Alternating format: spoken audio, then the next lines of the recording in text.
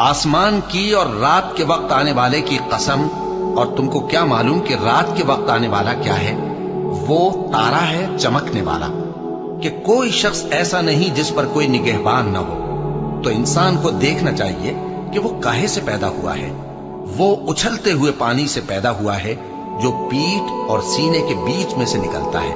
बेशक वो यानी खालिक उसको दोबारा पैदा करने पर कादिर है। जिस दिन दिलों के भेद जांचे जाएंगे तो इंसान की कुछ पेश न चल सकेगी और न कोई उसका मददगार होगा।